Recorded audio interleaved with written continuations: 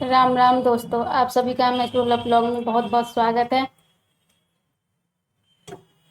मैं अच्छी हूँ, उम्मीद करती हूँ आप सभी बहुत अच्छे होंगे, अपने घर में सेफ होंगे, हैप्पी होंगे। तो आज है अमावस्या और मेरे यहाँ अमावस्या हर महीने पूजी जाती है। और मैंने इसका ब्लॉग भी आप लोग के साथ कई बार शेयर किया, तो आज फिर अमावस्या है। तो मैंने सोचा, क्योंकि काफ़ी लोग मेरे चैनल से नए जुड़ रहे हैं, तो उनको भी अपना अमावस्या का मतलब पूजा विधान शेयर कर दूं। तो अगर ब्लॉग अच्छा लगे तो MS वाला चैनल को सब्सक्राइब करना बिल्कुल मत भूलिएगा, और एक कमेंट और लाइक करके जरूर जाइएगा।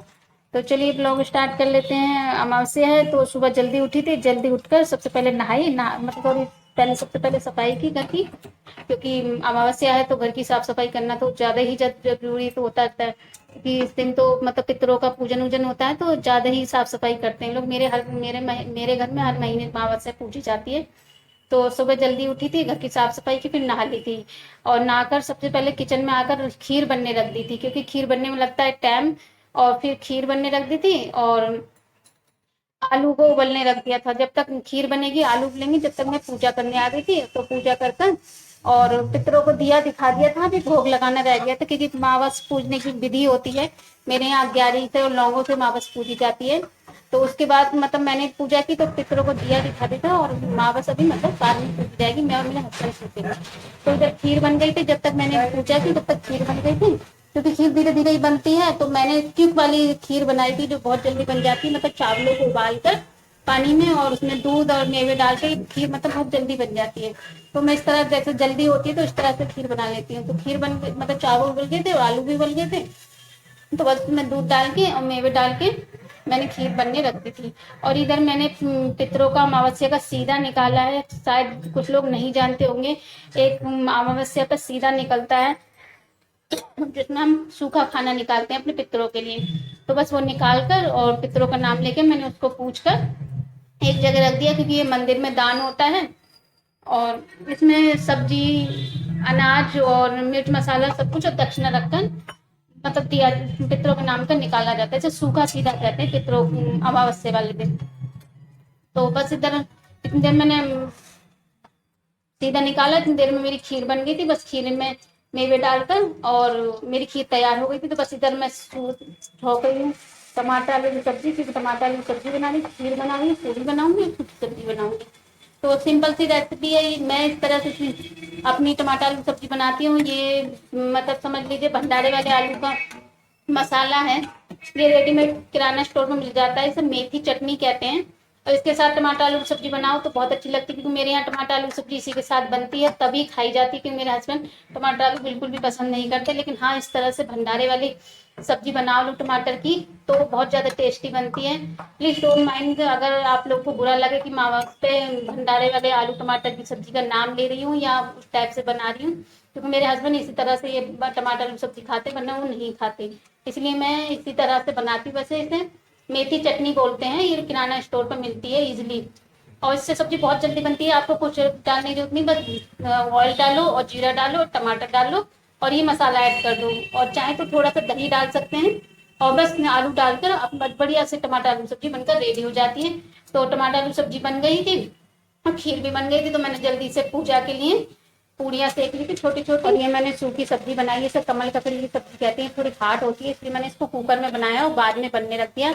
जब तक हम लोग पूजा करेंगे ये बनकर रेडी हो जाएगी। इसमें 3 से 4 सीटी लग जाएंगी और इतनी बनकर रेडी हो जाएगी। तो हमारी मावस की थाली एकदम रेडी हो गई है। मीठा दही, क्योंकि इसके बिना मावस की थाली पूरी नहीं होती, सब्जी, खीर और पूरी। और हस्बैंड भी चले गए हैं, सारा काम हो गया है, और मैं जा रही हूँ मम्मी के घर, क्योंकि मम्मी के घर जाके उनको खाना बनाना है, इंतजार कर रही है, दवा भी तो देनी है उनको। तो चलिए चलते हैं मम्मी के घर, फिर मम्मी के घर जाके मिलते हैं। तो उसको मम्मी, मैं गई थी मम्मी के घर मावस पूजने के बाद, उसके बाद आ गई हूँ अपने घर। और शाम का टाइम हो रहा है 4 से 5, 5:30 बजे का टाइम हो रहा है। आ गई हूँ अपने घर के काम में लग गई हूँ। तो आते ही सबसे पहले घर को थोड़ा ऑर्गेनाइज किया, क्योंकि सुबह जल्दी जल्दी जाना होता है, तो काफी भी कितना भी जल्दी से समेट के जाओ तो थोड़ा बहुत काम रह जाता है। और ये मैं अचार निकाल रही हूँ, ये मतलब अचार का ही मतलब ऑर्गेनाइजर समझ लीजिए, कंटेनर समझ लीजिए। ये मतलब 3 टाइप है, और इसमें मैं अपना अचार रखती हूँ। ये मतलब इजीली यूज हो जाता है, वरना इतने बड़े बड़े डिब्बे निकालने पड़ते हैं। और ये मैंने ऑनलाइन परचेज किया था और ये बहुत हेल्पफुल है। इसमें मतलब मैं सूखा अचार रखती हूँ, मतलब आम का, और मिक्स और मीठी चटनी आम की जो बनती है, और ये इजली यूज हो जाता है। अगर जैसे हम खाने बैठे हैं एकदम टेबल पे से निकाल लो और इजली हो जाता है। तो मैंने काफी दिनों से मैं सोची थी अचार इसमें से निकाल के रखूंगी, इसमें अचार खत्म भी हो रहा था, तो बस मैंने ये अचार भी इसमें भर दिया है। और बस मैं इसको फ्रिज में रख लेती हूँ, जब भी खाना खाना हो तो एकदम टेबल पर निकाल कर खा लो, इतने बड़े बड़े डिब्बे निकालने नहीं पड़ते। तो ये देखिए मैंने एक में सूखा अचार भर दिया है आम का, और एक में मेरा मिक्स अचार रहता है, और एक ये मीठी चटनी आम की, ये पूरी पराठे के साथ बहुत ज्यादा अच्छी लगती है।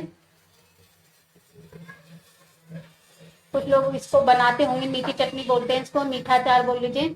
और ये बहुत टेस्टी लगती है पराठे के साथ, कचौड़ी के साथ, मतलब बहुत अच्छी लगती है। नमकीन पूड़ी और नमक अजमाइन की उसके साथ खाओ तो बहुत अच्छी लगती है। तो बस मैंने इन तीनों अचारों को इसमें लौट दिया, और ये डिब्बे में उठा कर रख दूंगी। जब इसमें अचार खत्म हो जाएगा तो फिर इसमें दोबारा से भर लूंगी।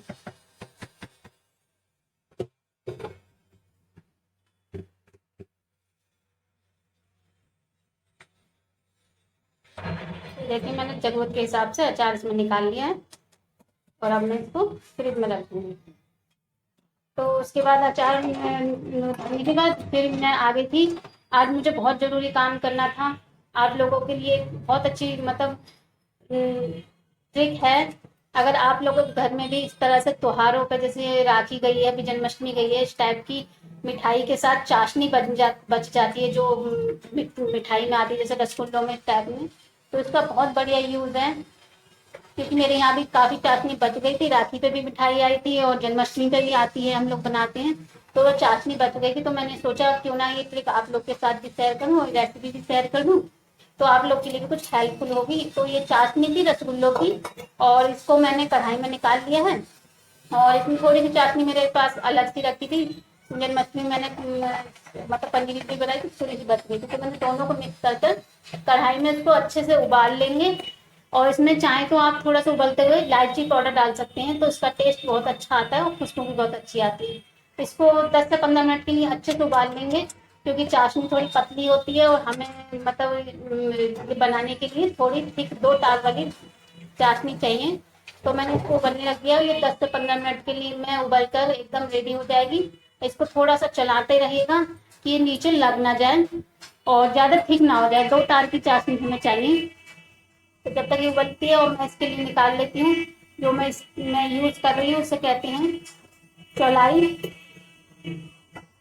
इसे कहते हैं चौलाई, जो आप लोगों ने देखा होगा चौलाई के लड्डू भी बनते हैं, चौलाई की मतलब पनीर टाइप सी बनती है, जो हम नवरात्रों में या व्रत में खाते हैं, जो मीठी होती है।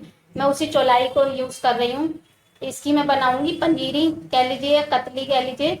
और ये मतलब किराना स्टोर में मिलती है बिल्कुल, ये मतलब भुनी हुई है, और इसके इस टाइप से दाने दाने सफेद सफेद दाने से हो जाते हैं ये जब ये भुन जाती है। और आपने व्रत में खाए होंगे चौलाई के लड्डू, जो पीले पीले होते हैं, उस टाइप को ही ये चौलाई है। और ये इजली चलो उसे कहते हैं किराना स्टोर में मिल जाती है। तो मैंने जन्माष्टमी मंगाई थी, तो थोड़ी सी मम्मी के यहाँ बच गई थी, थोड़ी सी मेरे यहाँ बच गई थी, तो मैंने दोनों को यूज कर कर ये मतलब बची हुई चाशनी से बढ़िया सी चौलाई की कतली जमा दी थी। और ये बहुत बढ़िया बनी थी, एकदम बढ़िया बनकर एकदम रेडी हो गई थी, और मेरी चाशनी भी सारी यूज हो गई थी। तो बस हमारी चाशनी उबल जाए अच्छे से, 2 तार की चाशनी हमें इसके लिए चाहिए। और फिर हम इसमें बस चाशनी मिक्स कर कर और इसको रूम टेम्परेचर पर या फ्रिज में रखकर अच्छे से जमा लेंगे या ठंडा कर देंगे। तो ये देखिए मेरी चाशनी उबल रही है, इसको थोड़ा सा देख लेते हैं। अभी ये बिल्कुल भी रेडी नहीं हुई है, इसको अभी टाइम लगेगा उबलने में। तो ये एकदम चाशनी बनकर रेडी हो गई है, और हम इसमें थोड़ी थोड़ी चौलाई मिलाएंगे। सॉरी मैंने कढ़ाई थोड़ी छोटी रखी, मुझे बड़ी कढ़ाई रखनी चाहिए थी, क्योंकि ये ना मतलब बहुत सॉफ्ट होती है, बहुत लाइट वेट होती है, तो एकदम एकदम मतलब इसको बैलेंस करना थोड़ा मुश्किल होता है, इसके लिए बड़ा बर्तन चाहिए होता है।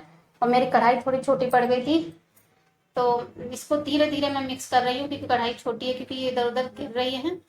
और इसको अच्छे से मिक्स कर लेंगे, थोड़ी थोड़ी चौलाई डालकर मैं इसमें मिक्स कर रही हूँ।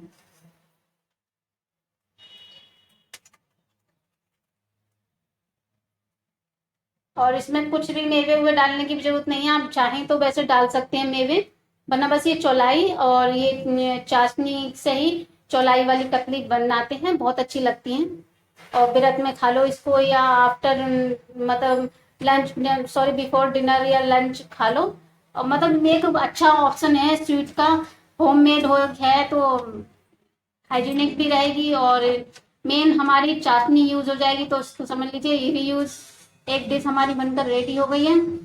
तो आप लोग भी नेक्स्ट टाइम अगर आपके त्योहारों पर चाशनी बच जाए तो ये वाली डिश आप बनाकर रख सकते हैं फ्रिज में स्टोर करके, ये महीनों चलेगी और आप इसको एक स्वीट के तरह यूज कर सकते हैं। देखिए हमारी कतली एकदम बनकर रेडी हो गई है।